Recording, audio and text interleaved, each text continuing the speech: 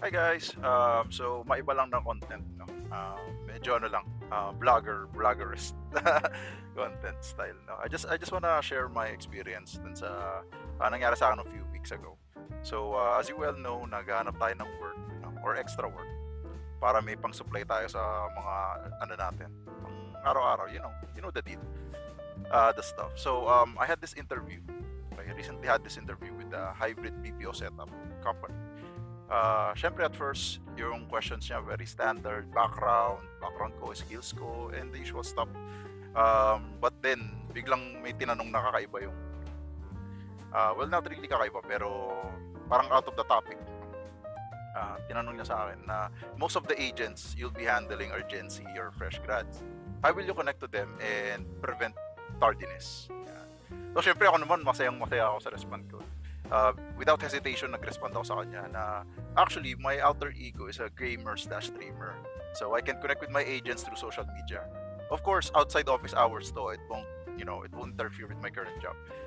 I can even blog about our team's daily shenanigans, engage them in content creation, and encourage them to be their own bloggers or influencers. Tapos nung na-notice ko sa interview, di niya nagustuhan yung sagot ko. No? Biglang nagbago yung energy ng conversation namin. Ayan. So, nag-follow up siya ng question na how often do you stream and what times do you stream? Anong mga oras ka raw nag-stream? So, parang feeling ko, gusto niyang pahagingan sa akin, gusto niyang tanong sa akin na makaka-interfere ba sa work mo na as a TL yung pagbablog mo and pag-stream.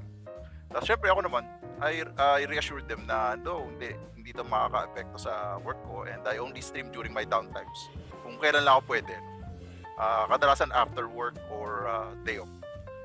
Pero after that, alam ko hindi ko na nakuha yung trabaho eh. Kumbaga, hindi siya natuwa sa sagot ko. Yan. Ngayon, gusto ko lang share, express ko yung ko na about this kind na questionnaires or I guess sa environment ng BPO setup. No? Kasi nagkaroon na ako ng ganito experience. No? TL ako for retail client. Tapos yung mga agents ko, mga baguhan, talagang fresh grad, Gen Z, mga Gen Alpha na nga yun eh. Ngayon, yung point ko dun, no matter how many times na meron kaming pag-keep check sa kanila, pizza parties and all that, ang dami pa rin namin tardiness. Hindi na-resolve din yung tardiness namin. Lumala pa nga.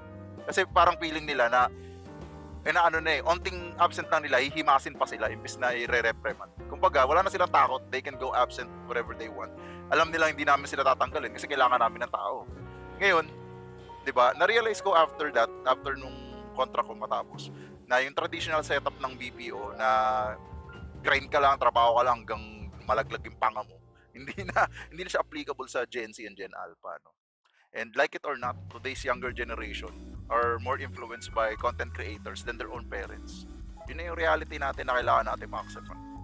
Ayan. So, ang ko lang dyan na yung traditional methods, yun nga, yung politics and reward-based system, hindi na talaga siya eh. Hindi na siya effective.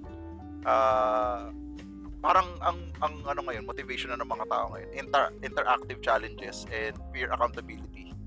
Yun. Peer accountability yung parang responsible ka sa mo. You're a key player dun sa company. Yun ang paparamdam ng company sa'yo. Na key player ka. Na yung work mo, seryoso yan. Hindi yan, kumbaga, it's gonna be part of your lifestyle. Yun. And yun nga yung ko dun eh, point ko, na what's more engaging na sa new generation than social media, di ba? Kaya, yun yung point ko na kailangan mag-evolve na yung mga companies. Hindi na po pwede yung classic style dati na yun nga, na panay politics, panay basta yung, alam nyo na kung nagtatrabaho dati sa BPO na oh, congratulations guys, ito pizza party tayo. Diba? Hindi na uso yun eh. So, yun ang point ko na sana mabago sa BPO. No? Kasi alam naman natin sa BPO guys, aminin man natin o hindi, maraming dyan, marami siya upside, marami rin siyang downside. Parang it counteracts itself. No? Aminin man natin o hindi, ang daming mga emotional and relationship abuse na nangyayari dyan. Emotional to the point na yung syempre yung superior sa'yo, yung TL mo, manager mo, kayang-kaya ka nilang brasuhin, kayang-kaya ka nilang i-abuse without you even knowing. And what's worse is you're gonna accept it. Parang para sa'yo, okay lang yan kasi mao-promote din ako balang araw. Makaganti rin ako. Ganun yung mindset eh. Hindi naman lahat, hindi ko nilalahat. Pero yun lang, karamihan sa call center ganun. Lalo na pagka relationship, di ba, may mga spouse dyan, may mga partners. Talamakan cheating talaga. Infidelity, lahat nandyan sa BPO. Pero hindi sa lahat ng setup ganun. Siyempre, depende pa rin yan sa work culture. Pero yun nga yung inaano ko na how would you connect the younger generation kung ikaw nandun ka pa rin sa past, di ba? Kumbaga outdated ka na. Kaya ang nangyayari lang, coping na lang tayo, nagko-cope na lang tayo. Kung anong meron tayo, pwede na yan, tiisin na lang natin. Di ba? Imbis na makahanap ng tunay na solution, which is to engage with the younger generation in a positive way. Di ba? Hindi naman syempre pagpa-vlog natin, pang-hold up, ganun, di ba? Hindi naman ganun yung vlogging natin. Syempre pag-vlog natin parang lifestyle and mas maganda ka pagka medyo you're gearing towards religious beliefs kasi ang mga Pinoy kasi sensitive pa rin dyan sa religion. And pwede na siguro sa politics pero kasi mas maraming iba-iba ang opinion sa politics kaysa sa religion. So medyo sensitive topic siya. Baka magka-cause pa ng further divide instead of unity, no? For the lack of better term. Pero yun nga, I guess my point is walang point.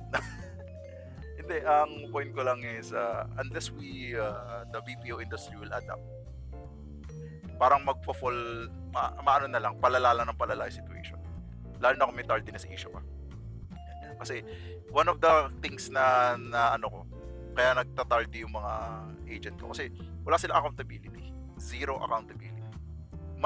Nandun sila o wala, the show will go on. Ayun. Kumbaga, in a sense, wala silang expect lang sila. Wala silang impact, wala silang weight sa company. Ganun yung pakaramdam nila. Kaya, wala accountability. You can be absent, walang mawawala. Syempre, masamahin sa attendance, pero wala mo kung anong gagawin ng TL mo.